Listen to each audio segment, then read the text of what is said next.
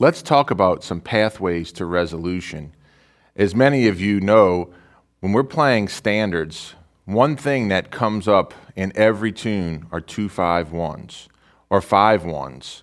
These are tension and release points. 5-7 resolving to 1. 5-7 being a place to create tension, and the 1 chord being a place of resolution. This happens on many, many, many standards and jazz tunes.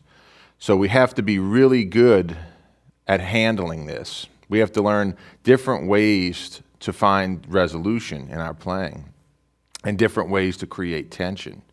Tension and release, that's the most important thing. So let's dive into what's going on. When we play a 5 chord that's going to resolve to a 1, major or minor, the 1 can be major or minor, the 5 chord in many cases is altered tension. Altered tension means that we have any combination of a flat 13 and a flat or sharp 9, okay? So that would be sharp 9 and then resolving to the 1. Or, and also we played the flat 9 there, or resolving to the 1, or anything like that, any 5-1, okay? And we have to be able to play over that. And I'm going to show you some ways, different ways. There's the most popular way, which is to handle the 5 chord with a melodic minor scale. But there's some other really cool ways that I think you might enjoy and get some different sounds.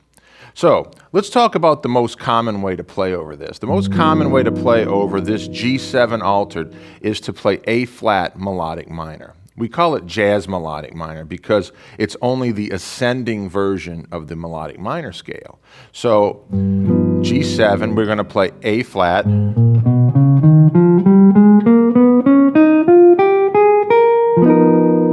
okay, A flat jazz minor to C major. Now, again, jazz minor is the ascending version of the melodic minor. So it's essentially a major scale with a flat third. We have a natural 7, natural 6, so it's just a major scale with a flat third.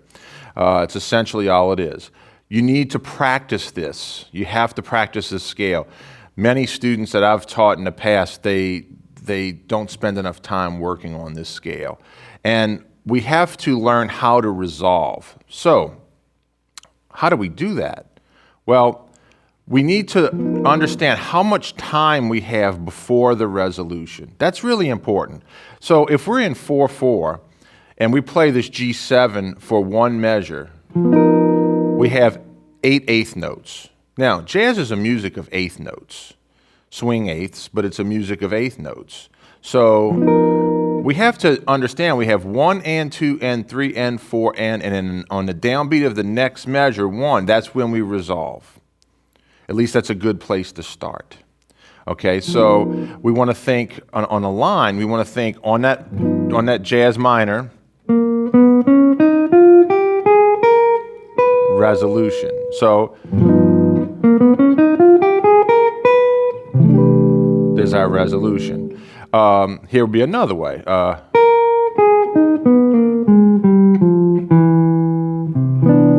that's my resolution. So, or if you like to do it, you know, a little bit hipper, you can do it like that.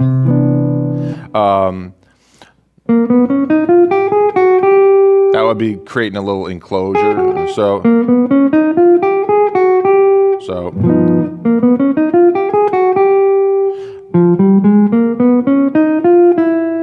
create an enclosure there too. So that's we'll be starting here. So learning how to play 5-1 is so important. It's one of the most important things we have to do as a jazz guitar player is understand how to create resolution from the 5 chord to the 1 chord. Practice this in many ways. You want to just practice counting 8. 1, so or counting 1 and 2 and 3 and 4, and so it gives you 8/8 notes before you land, you know. So 1 and 2 and 3 and 4 and land. And work on a bunch of them. Get 50 of these under your hand. You know, you want to get really good at creating a 5/1 resolution. So you can do some that maybe fall a little different. That's not necessarily going straight down the scale. It's using one of the patterns that we did from the pattern exercises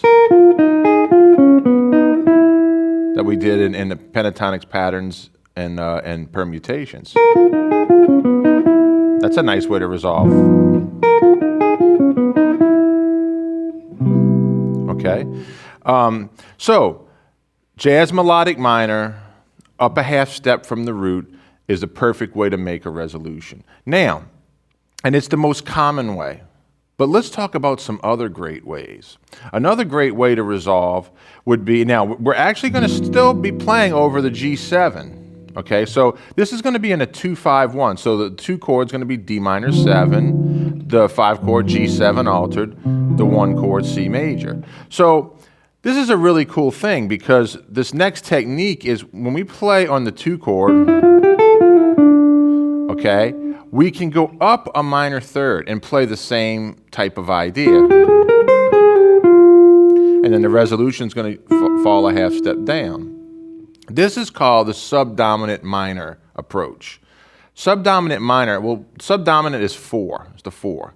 Minor, of course, means that we're making it minor, because usually a 4 is a major chord, right? So in this case, we're going to turn it into minor.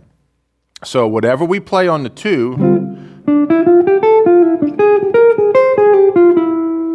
see, we can shift that up a minor third, and that's going to make a beautiful resolution against the G7 altered.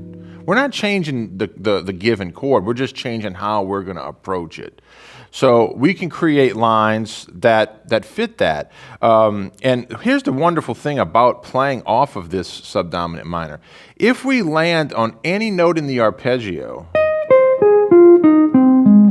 any of those notes will resolve 1 half step down.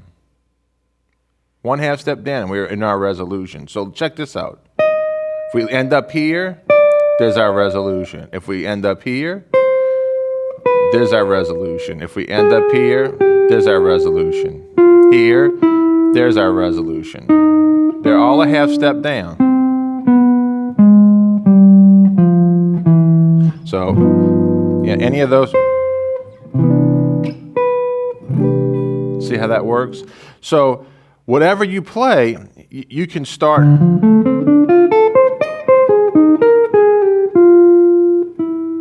Resolution is going to be a half step down. So that makes for real easy, finding really easy way to get to that resolution. It's fun to do, and it's been around for a long time. The next thing that I really like to play is called a triad pair. It's a triad pair concept that I find works really well over a 2-5-1. Let me explain how this works. So we're going to play a pair of triads against the 2 chord. We're going to play another pair of triads against the 5 chord, and then we're going to make that resolve. So against the 2 chord, okay, we're going to play G triad. Against this D minor 7, we're going to play G major triad. And then we're going to play F triad. And then against the G7 altered, we're going to play E flat. Okay, and then also we're going to play D flat. And then that's going to resolve to C. So check out how this sounds. So.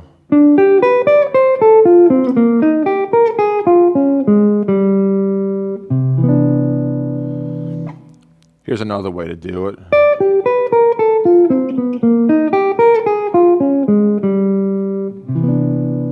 You want to disguise it a little bit, you can.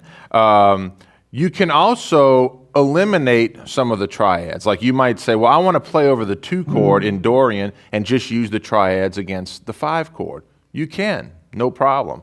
You could play something like this.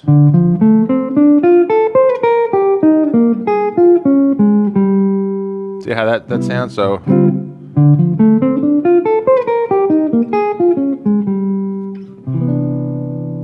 makes a beautiful resolution, and it uses those triad pairs just against the 5 chord. Now, you want to learn your triads, of course, all over the fingerboard, but for this particular type of line, I like to, of course, and then instead of jumping down here, I'll play it here. Just an easier access, and it gets me back to where I have more note choices. And then, of course, when we make our resolution, we don't have to stop. We can continue playing. We don't have to stop on the 1 chord and just stop playing. Of course, when you're practicing, it's good to just learn how to make your resolution really clear without anything else first, just to get good at actually making to learn how to actually stick that resolution. And then we can expound on playing over the 1 chord. So this is something that as a jazz player we have to get really good at, and we need lots of different options because these 2/5s keep coming and you don't want to run out of ideas. Okay? The last thing that I would like to talk about is how to use the tritone substitution as a way to approach the 1 chord. So tritone substitution is a fancy name for a substitution that happens over the dominant 7 chord. So all it really means is that if we're playing a G7, that we have another dominant 7 that's a tritone away. All a tritone is it's a flat 5. Okay, so what is a flat 5 interval from G7? It's going to be D flat. So they share the same guide tones. Guide tone is the 3rd and 7th of the chord. So they share the same guide tone. So G7 and D flat 7 are the same, basically the same chord. They just have a different root. And they both can lead to 1. So G7 leads to 1, D flat 7 leads to 1. Okay? And we can play over that D flat 7 as well. As we can look at it as A flat minor 7, D flat 7 to C. And in that case, we can play A flat Dorian, okay? Or we can play A flat secret scale, which is what I love to play, which is, resolving. So.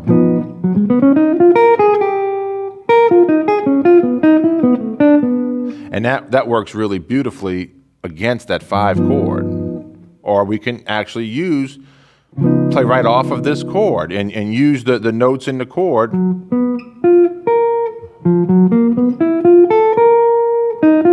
Maybe play it like that. That makes a nice resolution to the 1. So that's the tritone substitution way of getting to the 1. A flat minor 7, D flat 9 to C. So, when you start learning standards, or if you've been learning standards and you want to find some new ways to get around, try some of these options out. Because if you practice them, you get them under your fingers, the sky's the limit for your playing.